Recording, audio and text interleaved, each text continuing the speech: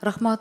Мыйзамды колдойм. Менде бир сураныч ата энелерден жеткирип койгула дегендиктен ушул бул трибунадан бир айтыла турган сөздөр бар эле. Бирок азыр убакыт менен колдонуп 282 беренени билесиздер да. Баңгизаттар боюнча.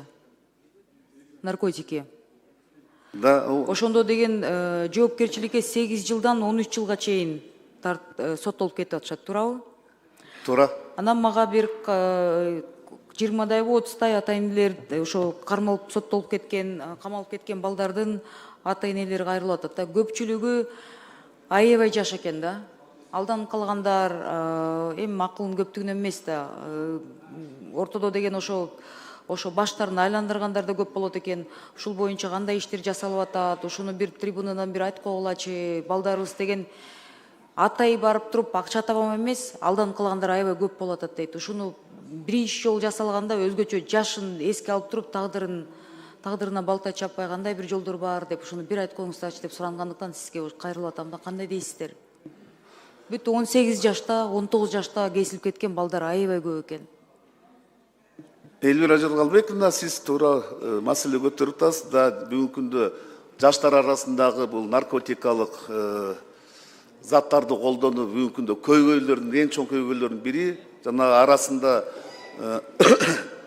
арасында жаш балдарды да бир кызыкчылыктарга азгырып, же болбосо бир эметкен жаштык кылып эметкен учурлар менен ушундай жоопкерчиликке тартылган учурлар көп. Бул жерде жана сиз ата энелер айтып атканын мен түшүндүм. Булар болсо жанакы жаш студент балдар бар, ошолор школьный балдар бар.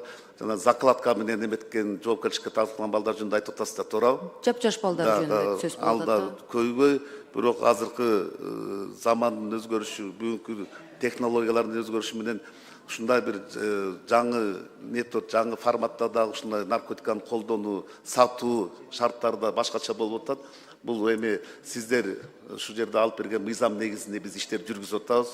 Ошонун негизинде биз мыйзамдан чыга албайбыз, ошондун негизинде иш жүргүзүп атабыз. Эгер биз тараптан ошол балдарга деген карата ошондой учурларды эске алганда бир жумшартыла турган поправкаларды алып келсек, көз карашыңар кандай болот? Мен бул суроону эмнеге берип атам, урматтуу жетекчилер? Негизи ошол бизде крупный, как исполнительдер камалып кетет да.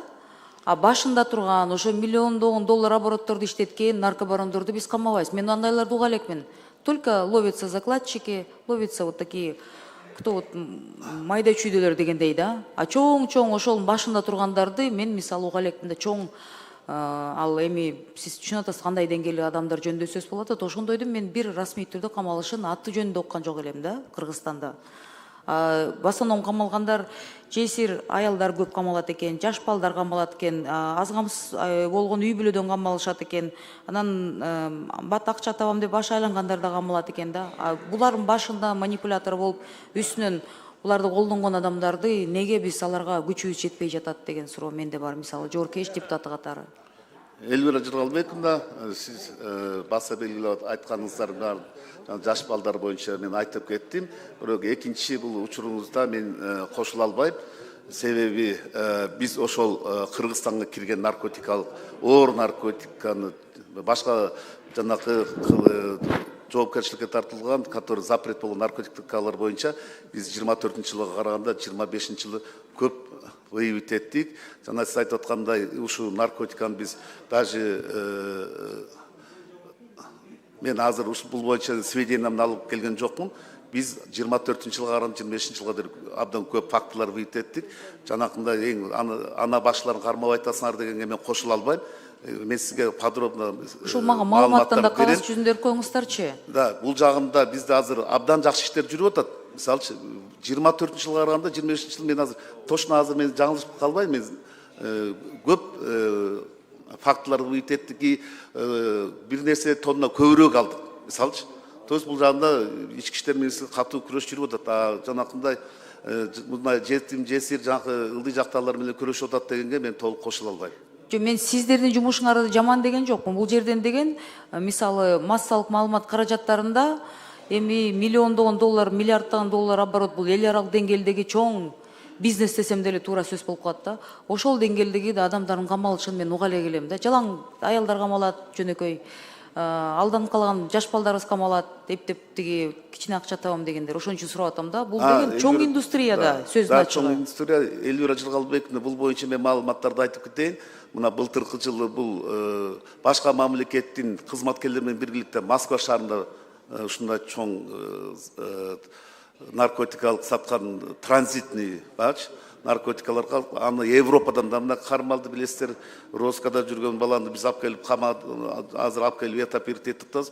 Бул боюнча иштер жүрүп атат ушул. Ошол чоң башында турган ажыдарларды камап атабыз го деп суроодо. Ошол иштердин баардыгы тең ушу биздин МВДнын кызматкерлери менен башка мамлекеттин кызматкерлери биргеликте иштерин жүргүзгөн жыйынтыгында Кыргызстандын гана территориясы эмес, башка мамлекеттерде ушундай кармоолор жүргүзүп келатабыз. Эгер мүмкүнчүлүк болсо, жанакындай ата-энелер менен сүйлөшүүлөр болуп калса, мыйзам жөнүндө сөз болуп калса, сиздердин ой пикириңиздерди мен угат элем да.